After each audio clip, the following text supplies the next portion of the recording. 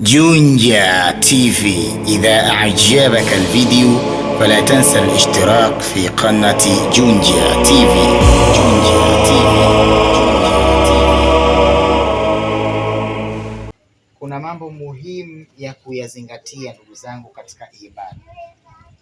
Jambo la kwanza la kulizingatia, Bwana Ramadhan Ahmadi ibn Mapina huyu amefikia hadda shahwa mpaka akachukua jukumu la kuamua kuoa.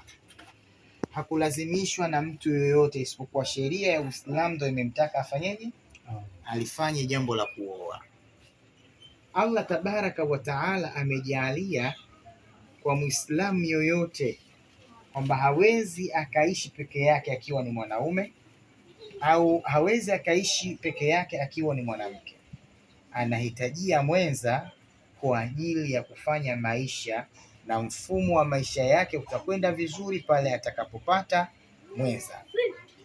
Lakini kuna sheria na kanuni kadhaa ambazo zitamfanya Bwana Ramadhani aishi vizuri na mke wake Bi Maryam.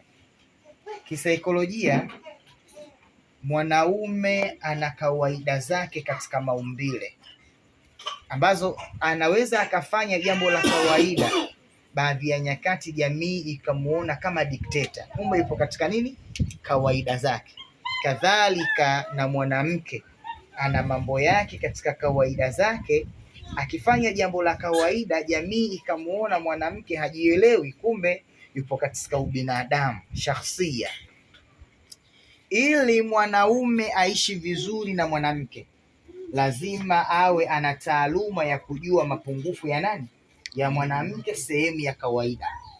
Ili mwanamke aishi vizuri na mwanaume, lazima mwanamke awe na taaluma ya kumjua Bwana Ramadhan Ahmadi Mapinda katika sehemu ya changamoto na kawaida zake.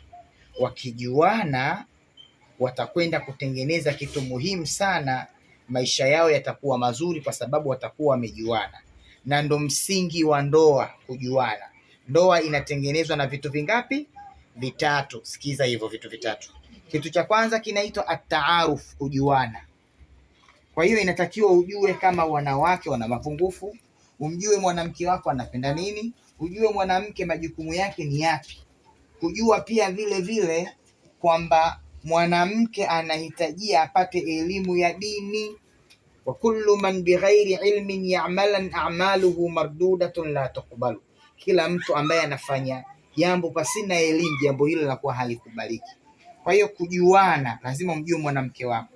Lakini jambo la pili linalotengeneza ndoa, al-alaqa, mahusiano mazuri kati yako na mke wako.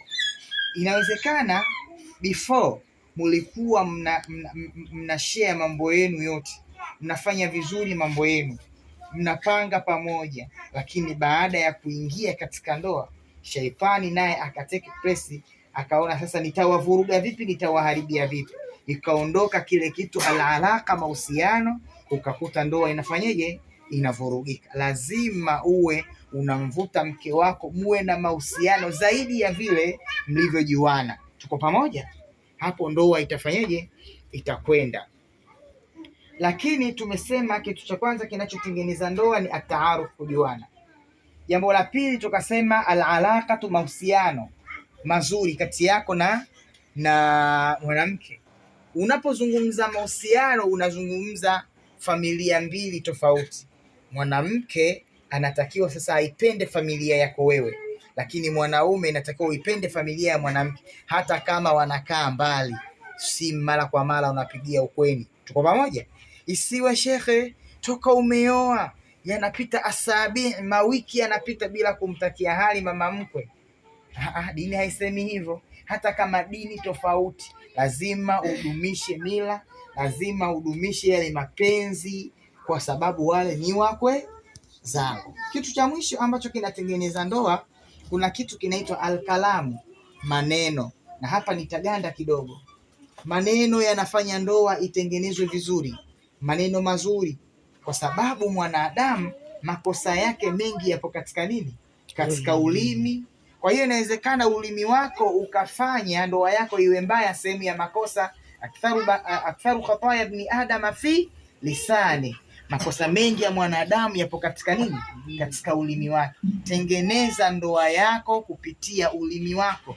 Vijana wa leo wanaita swaga, kuwa na swaga nzuri kwa mke wako, wife material. Tuko pamoja baby face, Jainaki, tuko pamoja Hayo yote majina ya kumwita bebi wako, Miss Soft, hata kama hana umisi, wamaliza sifa, ili mradi ummalize mke wako. Akikuona anakuona mpya kila siku. Ukiishi hivyo, ndoa yako kila siku itakuwa mpya. Mimi nina ndoa 2 shehe. Na ndoa ngapi? 2, na moja nimeacha. Katika umri huu unaoniona, nimeshaoa vio hivi 3, kimoja nimeacha, nikabakia na mwanamke. Kwa hiyo sasa hivi nimemuongezea na wanawake hao 2. Lakini kitu gani kinachonifanya mpaka leo nadumu? Ni kwa sababu ya maneno mazuri na sehemu ya nini, ya dini. Msingi mkubwa wa kuitengeneza ndoa ni tabia. Tuko pamoja? Mtume asema, idha atakum man tardhauna dinahu wa khuluquhu fazawijuhu, akikujilieni mtu ambaye munamridhia dini yake na tabia yake, muozesheni. Kwa maana sehemu kubwa ya kutengeneza ndoa ni tabia. Sehemu kubwa ya kutengeneza ndoa ni nini? Ni dini. Kwa hiyo nafikiri katika upande wa wa dini una jukumu sasa, kwa kuwa mubaddal ad-dina, amebadilisha dini, si ndio? Hapo una jukumu sasa la kumsomesha. Usizembee. Ukimtia katika dini vizuri, atakuwa ni mwanamke bora, kwa sababu mwanamke ni chuo. Al-ummu madrasatu, mama ni chuo. In a'adattaha a'adatta sha'ban tayyib al-a'raq. Ukimwandaa vizuri, utakuwa umeandaa taifa lenye asili iliyokuwa mzuri. Kufikia hapo niseme wabillahi tawfiq wa hadha, assalamu alaykum wa rahmatullahi wa barakatuh.